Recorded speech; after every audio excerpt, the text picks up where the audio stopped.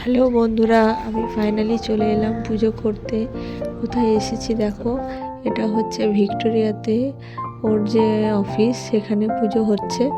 দেখো কি সুন্দর সাজানো রয়েছে, কি সুন্দর গাছগুলো, তার মধ্যে রয়েছে শিব ঠাকুরের যে পতাকা, ছবি দেওয়া পতাকা রয়েছে।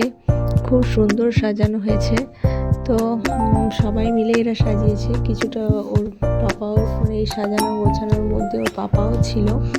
তো দেখো কি সুন্দর লেখাটা লিখেছে, ওয়েলকাম লেখা রয়েছে, কি সুন্দর লিখেছে দেখো। তো তোমাদের কেমন লাগছে সাজানোটা অবশ্যই কমেন্ট করে জানিও। আমার তো বেশ ভালো লেগেছে। এটা ডোডোর পাপা আর আরও যারা আছে ওখানে থাকে ব্যারেকে, বা আরও তারা সবাই মিলে এই এত সুন্দরভাবে সাজিয়ে দেখো সেই মন্দিরটা। আর এদিকে দেখো পুরোহিত মশাইও চলে এসছেন, উনি পুজো করতে শুরু করে দিয়েছেন আর ওনার সাথে বসেছেন এখানেরই এক দাদা, তিনি পুজোতে বসেছেন। তো দেখো এক এক করে সবাইকে পুজো করছে। এখানে শিব ঠাকুরের ছবি রয়েছে, তারপর রাধাকৃষ্ণের মূর্তি রয়েছে, শিব পার্বতীর মূর্তি রয়েছে, দেখো কত শিবলিঙ্গ।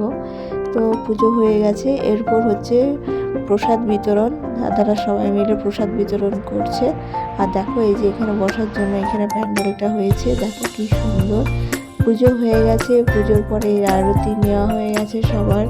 আর এই দেখো মন্দির, শিব মন্দির কি সুন্দর, তাই না বলো? তো পুজো হয়ে গেছে, সবার পুজো কমপ্লিট। আর এই দেখো কি সুন্দর পাথরের শিলা দিয়ে কি সুন্দর এখানটা তৈরি হয়েছে। তো যাই হোক, খুব সুন্দর, আমার তো বেশ ভালো লেগেছে। তো ভাবলাম তোমাদের সাথেও শেয়ার করি। তো যাই হোক, তোমরা কারা কারা ভিক্টোরিয়ায় মানে এসেছো, আর অবশ্যই ভিক্টোরিয়া এলেও যে এই দিকটা ঢোকা যায় না, ঢোকা বারণ, কারণ এদিকে সে ব্যারেক থাকে। তো যাই হোক, দেখো এবার আস্তে আস্তে সন্ধে হয়ে এসছে, প্রায় রাতের দিক। এবার আমার বাড়ি ফেরার পালা, আমরা বাড়ি ফিরছি। তো তোমাদের ভিডিওটা কেমন লাগলো অবশ্যই কমেন্টে জানিও। আমি আবার বাড়ি ফিরছি। চলো টাটা, দেখাবে নেক্সট ভিডিওতে।